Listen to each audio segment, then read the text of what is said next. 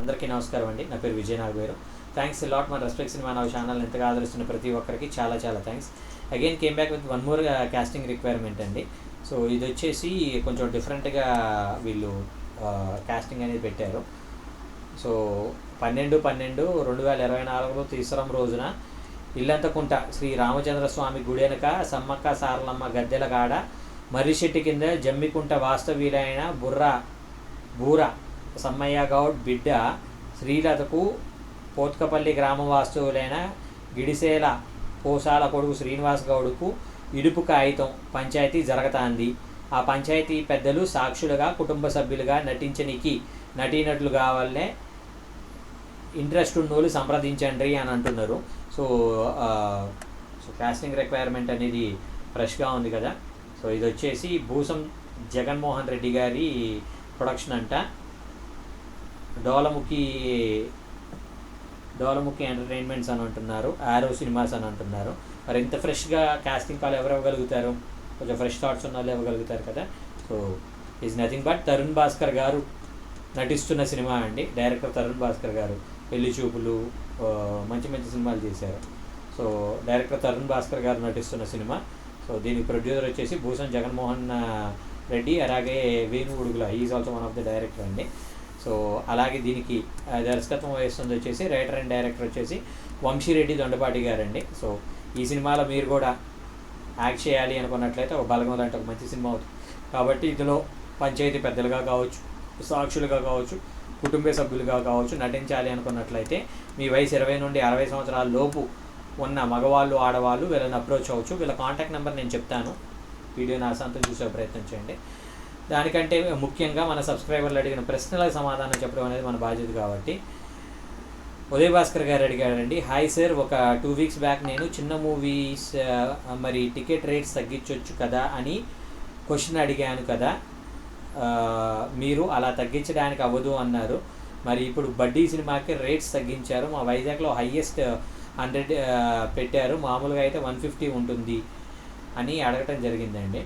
So దానికి నేను చెప్పేది ఏంటంటే ఉదయ్ భాస్కర్ గారు, ఇక్కడ మా శశికళ చంద్రకళలో కూడా 100 రూపీస్ టికెట్స్ ఉన్నాయండి, 100, 150 కూడా ఉన్నాయి. సో నేనేమంటాను అంటే ఒక్కొక్క థియేటర్కి ఒక్కొక్క ఇది ఉంటుంది. సో ఇక్కడ ప్రొడ్యూసర్ ఏంటంటే తనకొచ్చే లాభాలని తగ్గించుకోవటం కోసం నాకు టికెట్ల రేట్లని తగ్గించైనా కానీ అమ్మండి అని అంటారు. అంటే నేను ఆ వీడియోలో కూడా నేను చాలా క్లియర్గా చెప్పాను. ఏం చెప్పాను అంటే ప్రొడ్యూసర్ తన నష్టాల్లో కూరుకుపోవటానికి అనేది సిద్ధంగా ఉన్న టైంలో, నష్టాల్లో అంటే ఫర్ ఎగ్జాంపుల్ నేను మొత్తం మీద 10 లక్షల్లోనే సినిమా చేశాను అనుకుందాం సార్. కాసేపు నేను 10 లక్షల్లో సినిమా చేసినప్పుడు నాకు ఓవరాల్గా నాకు 10 లక్షలకు 20 లక్షలు వస్తే చాలు. 10 లక్షల్లో నేను సినిమా తీశాను, ఇంకో 20 లక్షలు పెట్టి నేను పబ్లిసిటీ కావచ్చు, థియేటర్కి రిలీజ్ కావచ్చు చేసుకున్నాను. అంటే మొత్తం మీద 30 లక్షలు, నాకు 50 లక్షలు వచ్చినాయి అంటే అద్భుతం అనుకుందాం కాసేపు. అలాంటి ఒక పర్టికులర్ సినారియోలో నేను ఏం చేశాను అంటే థియేటర్ ఓనర్ దగ్గరికి వెళ్ళి, భయ్య వచ్చిన ప్రతి రూపాయలు 80 పైసలు నువ్వు తీసుకో, 20 పైసలు నాకు ఇవ్వు చాలు. సో 80 పైసలు నువ్వు తీసుకోమంటున్నాను కాబట్టి నాకేం చేస్తామంటే టికెట్ రేటు 150 ఉంది కదా, అంత చేయదు, 100 రూపాయలు పెట్టు అని అన్నాను. సో అలాంటి ఒక పర్టికులర్ సినారియోలో నాకు టికెట్స్ అని ఎక్కువ తెగుతాయి అనే ట్రాన్స్లో నేను ఉన్నాను. సో ఆ ట్రాన్స్లో ఉండటం వల్ల థియేటర్ ఓనర్ కూడా ఏమనుకున్నాడు, సరే మనకి వచ్చారు అనుకుందాం, నాకు కూడా ఏమంటారు క్యాంటీన్ అనేది వెళ్తుంది, అలాగే పార్కింగ్ అనేది వెళ్తుంది, డిఫరెంట్ రెవెన్యూ అనేది జనరేట్ అవుతుంది కాబట్టి తగ్గించుకుందాం అనే ఒక ఇది కూడా చేయొచ్చు. సో నేనేమంటాను అంటే నష్టాలకి పోవటానికి ప్రొడ్యూసర్లు అనేవాళ్ళు సిద్ధంగా ఉండరు కాబట్టి టికెట్లో రేటు తగ్గించడం అని అన్నాను. కానీ లిమిటెడ్ బడ్జెట్లో సినిమా చేసుకొని దాన్ని థియేటర్ ఓనర్కి నష్టం కలగకుండా, ఇప్పుడు ఫర్ ఎగ్జాంపుల్ ఒక షో అనేది వేయటానికి మినిమం 30 టికెట్లు అనేది ఒక థియేటర్లో తెగాలి. 30 టికెట్లు తెగితే అప్పుడు ఆ షోకి అయ్యే ఖర్చు అంటే ఏసీ కావచ్చు, ప్రివ్యూ అవ్వడానికి వేసే ఇది కావచ్చు, జనరేటర్ కావచ్చు, లైటింగ్ కావచ్చు, అన్ని రకాల అయ్యే ఖర్చుకి 30 టికెట్లు సరిసమానంగా ఇది ఉంటుంది. సో ఆ 30 టికెట్లకి సరిసమానమైన అమౌంట్ ఏదైతే ఉందో, ఫర్ ఎగ్జాంపుల్ 30 ఇంటూ మీరు అన్నట్టుగా 100 రూపాయలు అనుకుందాం. సో 3000 రూపాయలు ఒక షో అయ్యే ఖర్చు అనుకుందాం. సో ఆ 3000 రూపాయలు అతనికి థియేటర్ ఓనర్కి వచ్చింది అనుకోండి, ఆ పైన వచ్చే దాంట్లో అతను షేర్ ఇస్తాడు.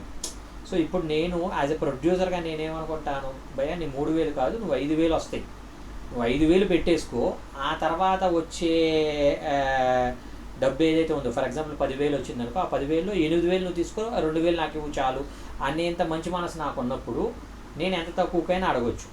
సో ఇది క్యాలిక్యులేషన్. సో హోప్ మీకు అర్థమైంది అని అనుకుంటున్నాను.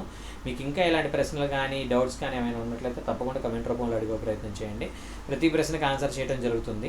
So getting back to the casting requirement చెప్పాను కదండి, తరుణ్ భాస్కర్ గారు హీరోగా చేస్తున్న సినిమాలో మీరు కూడా నటించాలి అనుకున్నట్లయితే వీళ్ళ కాంటాక్ట్ నెంబర్ చెప్తాను, నోట్ చేసుకోండి. 9032765555. I repeat, 9032765555.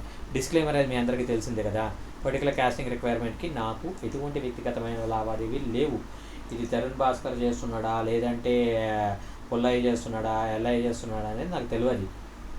వీళ్ళు కనుక ఎవడానా అరే పైసలు రాబాయి, పైసలు ఇస్తేనే నీకు నా సినిమాలో అవకాశం ఇస్తా అన్నాడా, అరే అవలాగా పక్కకు పోరాబాయి, ఇలాంటిగా అవలాగాలని మస్తు మందిని చూసినామని వాళ్ళని పక్కకు నెట్టి రేపు ఇంకో కాస్టింగ్ రిక్వైర్మెంట్ వస్తుంది, వాళ్ళ దానికి వెళ్ళు అన్న మరేంది నేనైతే నటుడిని, నాకైతే మన అవకాశం ఇస్తావా ఇయ్యవా అని మళ్ళీ రేపు ఇంకొక నరుచుకో.